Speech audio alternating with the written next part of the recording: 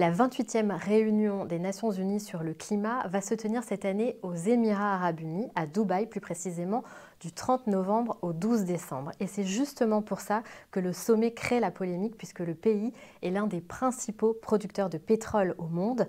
Qui plus est, le président désigné de la COP28, Sultan Al-Jaber, est le directeur de la compagnie pétrolière nationale ADNOC. Alors vous ne la connaissez peut-être pas, mais c'est l'une des compagnies pétrolières les plus importantes au monde.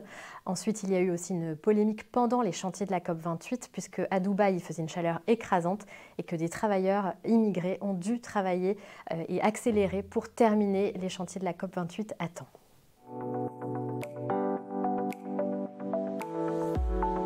Cette COP28, elle est particulièrement importante parce qu'elle doit dresser le premier bilan de l'accord de Paris qui avait été adopté en 2015 à la COP21. Cet accord, il fixe de rester sous un réchauffement bien en deçà de 2 degrés, voire 1,5 degré. Alors on le sait, on ne sommes pas sur la bonne trajectoire. Aucun pays n'est aligné aujourd'hui pour atteindre la neutralité carbone en 2050. Ce qui va se jouer à Dubaï, finalement, c'est un texte, un accord politique pour voir ce que les chefs d'État et de gouvernement entendent mettre en place à l'avenir pour rectifier le tir. On attend donc un accord ambitieux, un accord politique ambitieux qui devra définir de nouveaux objectifs pour la décennie à venir. On sait qu'elle est cruciale pour atteindre nos objectifs climatiques.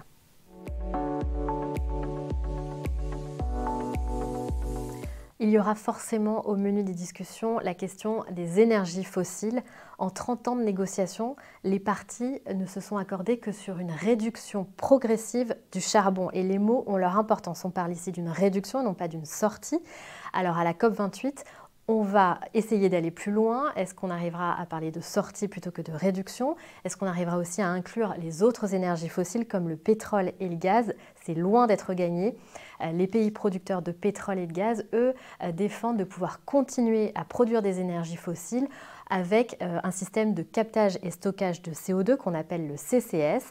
Et donc, par exemple, ils défendent l'ouverture de centrales à gaz qui seraient adossées à ces systèmes CCS.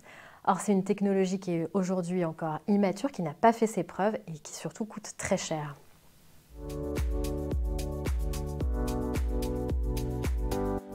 Parmi les autres enjeux essentiels à la COP28, il y aura bien sûr la question des financements qui régit les relations entre les pays du Nord et les pays du Sud. Alors si les pays du Nord vont arriver avec une bonne nouvelle puisqu'ils ont enfin atteint les 100 milliards de dollars promis aux pays du Sud avec quand même 2 ans de retard, tout n'est pas réglé. Au menu des discussions de la COP28, il y aura notamment la question des pertes et dommages. Un fonds dédié à ces dégâts irréversibles du changement climatique a été acté l'année dernière à la COP27, mais depuis, les négociations ont peu avancé. Qui doit payer? Qui doit bénéficier de ces aides? Ce sont des questions qui devront être tranchées à Dubaï.